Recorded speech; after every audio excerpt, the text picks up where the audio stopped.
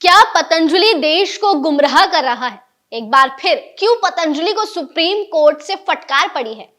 क्यों एक बार फिर पतंजलि का मामला सुप्रीम कोर्ट पहुंच गया? अगर आपको भी इन सभी सवालों का जवाब नहीं पता तो चलिए हम आपको बताते हैं कि आखिर मामला क्या है और क्यों पतंजलि को फिर से फटकार लग रही है। पिछले साल नवंबर में ही कोर्ट ने पतंजलि को चेतावनी दी थी कि अगर वो अपने प्रोडक्ट से बीमारियों के इलाज करने का झूठा दावा करता है तो उस पर 1 करोड़ का जुर्माना लगाया जाएगा। आईएमए यानी कि इंडियन मेडिकल एसोसिएशन ने अपनी याचिका में दावा किया था कि पतंजलि गलत दावों के साथ एडवर्टाइजमेंट कर रही है। यहां तक कि आईएमए ने आरोप लगाया था कि ये पतंजलि कोविड वैक्सीन के बारे में भी गलत सूचना फैला रही है। उसके बाद क्या था, पतंजलि को सुप्रीम कोर्ट से उसी वक्त फटकार लगी। पतंजलि अभी तक इस बात को नहीं माना है और इसी तरह एडवर्टाइजमेंट पतंजलि के चल रहे हैं। उसके बाद भी पतंजलि नहीं मान रहा और इस बार इसी वजह से सुप्रीम कोर्ट ने फिर से पतंजलि की फटकार लगाई है। सुप्रीम कोर्ट के आदेश के बावजूद पतंजलि आयुर्वेद द्वारा विज्ञापन प्रकाशित करने पर सुप्रीम कोर्ट उससे बहुत ज्यादा नाराज है। सुप्रीम कोर्ट में जस्टिस एहसानुद्दीन अमानुल्लाह खुद इस बार अखबार लेकर अदालत पहुंचे थे।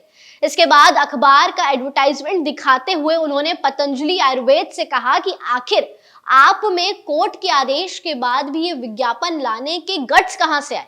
जस्टिस अमानुल्लाह ने पतंजलि आयुर्वेद से स्पष्ट कहा है कि आप कोर्ट को उकसा रहे हैं। कोर्ट ने कंपनी को भी निर्देश दिया है कि वो भ्रामक जानकारी देने वाली अपनी दवाओं के सभी विज्ञापन प्रिंट और इलेक्ट्रॉनिक मीडिया से फटाफट हटवा ले। बेंच ने कहा है कि सरकार अपनी आंखें बंद करके बैठी है। ऐसे विज्ञापनों से पूरे देश को गुमराह किया जा रहा है। 2 साल से आप इंतजार कर रहे हैं कि ड्रग्स एक्ट कब इसे प्रतिबंधित करेगी। ये बहुत दुर्भाग्यपूर्ण है। सरकार को तत्काल कुछ कार्रवाई करनी चाहिए। सुप्रीम कोर्ट ने पतंजलि के साथ साथ सरकार को भी बातें कही हैं। जस्टिस अमानुल्लाह ने कहा है कि हम एक बहुत सख्त आदेश पारित करने जा रहे हैं। आप कैसे कह सकते हैं कि आप बीमारी को ठीक कर देंगे? हमारी चेतावनी के बावजूद आप कह रहे हैं कि हमारी चीजें केमिकल बेस्ड दवाओं से बेहतर है। दरअसल पतंजलि पे हमेशा से आरोप लगते आए हैं कि वो गलत तरीके से एडवर्टाइजमेंट करती है। आपको बता दें कि आईएमए यानी कि इंडियन मेडिकल एसोसिएशन ने भी पतंजलि पर यह आरोप लगाया था कि जो उनके एडवर्टाइजमेंट है वो गलत है और झूठे हैं और लोगों को गुमराह कर रहे हैं, जिसकी वजह से पिछले साल ही नवंबर में पतंजलि को काफी फटकारा गया था। लेकिन पतंजलि उसके बाद भी नहीं मानी और अब एक बार फिर पतंजलि को सख्त निर्देश दिए गए हैं और पतंजलि के वकील ने भी कहा है कि इस बार उनसे गलती नहीं होगी।